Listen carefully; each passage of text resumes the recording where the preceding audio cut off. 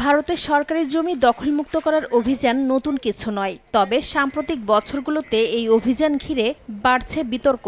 কারণ হিসেবে উঠে এসেছে উচ্ছেদের তালিকায় বারবার মুসলিম অধ্যুষিত এলাকা ও ধর্মীয় স্থাপনার নাম থাকার বিষয়টি। গেল মাস থেকে ভারতের বিভিন্ন রাজ্যে সরকারি জমি দখলমুক্ত করার অভিযান আরও জোরদার করেছে কর্তৃপক্ষ। তাদের দাবি, সরকারি জমিতে অবৈধভাবে গড়ে ওঠা বাড়ি, দোকানপাট, ব্যবসা প্রতিষ্ঠান ও অন্যান্য স্থাপনা সরিয়ে ফেলা হচ্ছে।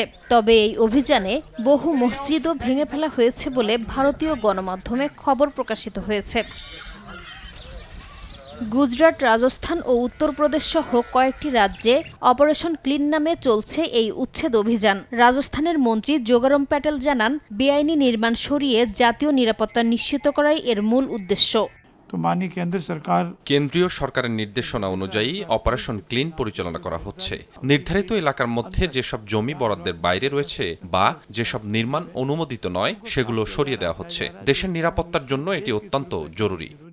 তবে এই উচ্ছেদ অভিযান ঘিরে বাড়ছে বিতর্ক। একের পর এক ধর্মীয় স্থাপনা ভেঙে ফেলার ঘটনায় উদ্বেগ প্রকাশ করেছে মুসলিম সম্প্রদায়। সরকারি জমি দখলমুক্ত করার অভিযানের আড়ালে ধর্মীয় স্থাপনাগুলোকে লক্ষ্যবস্তু করা হচ্ছে বলেও ধারণা তাদের। মানবাধিকার কর্মীরাও এ ধরনের পদক্ষেপ নিয়ে প্রশ্ন তুলেছেন। এটি ৯০ থেকে ১০০ বছরের পুরনো একটি কাঁচা মসজিদ ছিল।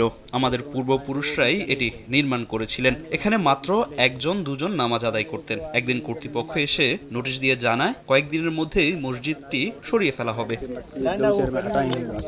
বিশ্লেষকদের মতে, সাম্প্রতিক সময়ে ভারতের বিভিন্ন এলাকায় সাম্প্রদায়িক সংঘর্ষের পর থেকেই উচ্ছেদ অভিযান আরও জোরদার হয়েছে। এ কারণে অভিযানটির উদ্দেশ্য নিয়েও প্রশ্ন উঠছে।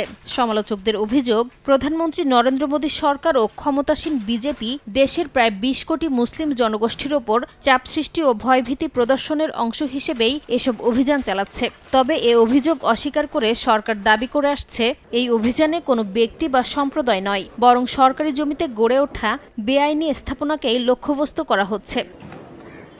নাসরিন রুমি, সময় সংবাদ।